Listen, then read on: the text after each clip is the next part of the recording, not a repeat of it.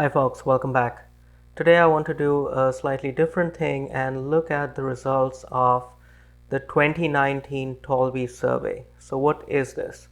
This is a survey conducted by the Computing Research Association every year, and they survey North American universities, so that includes United States and Canada, about their student enrollment trends.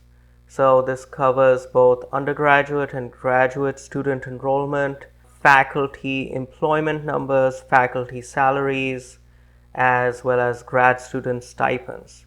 So this gives a pretty detailed look at the state of computer science higher education in North America. This latest survey covers the academic year 2019 to 2020, so the one that just ended. And let's start by looking at PhDs awarded. So this year there were 1,860 PhDs awarded, and it has a breakdown of those PhDs awarded by ethnicity. And you can see that the vast majority of PhDs, 60%, are awarded to non-resident alien students. And where do all those PhD students go for employment after they have graduated? You can see that just about 10% go into tenure track academic positions, about 12% go into postdocs, but the vast majority of them, 57%, go into industry. You can also see a breakdown of these graduating PhDs by the field of their specialization. It's no surprise that artificial intelligence and machine learning leads the pack with 312 PhD graduates. And some of the other hot fields are there's theory and algorithms, security, robotics and vision, and databases and information retrieval. So these stats are useful to know if you are considering going into a PhD program. This tells you what sorts of opportunities most PhD grads go into after they graduate. More interestingly, this graph shows trends in the number of PhD graduates over time, and you can see that for the longest time leading into the early 2000s, it hovered at just around 1,000 graduates, and then there was a steady climb over the mid to late 2000s, and now it has been hovering around just under 2,000 for about a decade. You can also see how over that same period, the fraction of non-resident alien students who are PhD graduates has been steadily increasing over time. So this is good data to show that North America still remains a top attractor of engineering talent from all around the world, at least when it comes to higher education. This is another very interesting graph. It shows the employment trends over time for new PhDs. And as we saw for the very latest year, this pink line shows that nearly 60% of PhD graduates went to industry, and then about 30% went to academia in various capacities. And you can see clearly an inversion over here around 2003, 2004, when way more people came to academia and way less people went to industry.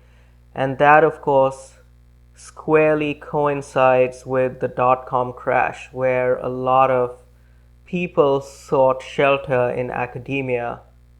All right, now let's look at bachelor's enrollment over time.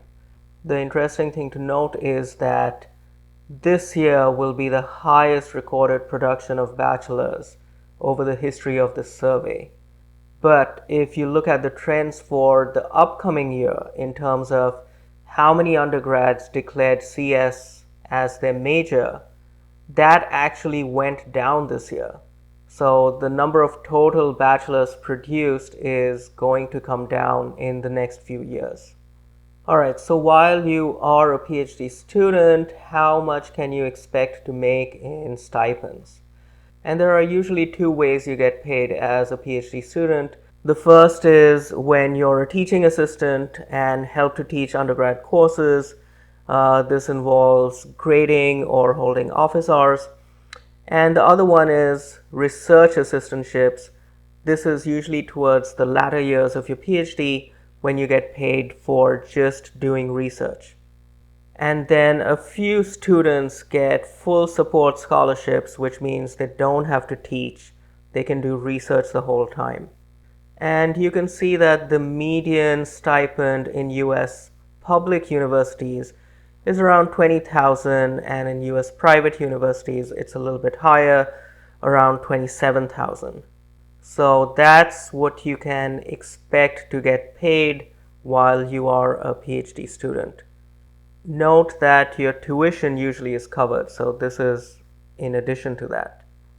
They also have statistics on professor salaries, and you can see how the median salary for a full professor is around $180,000, and if you're an associate professor, the median is around $120,000, and if you're an assistant professor, the median is around $100,000.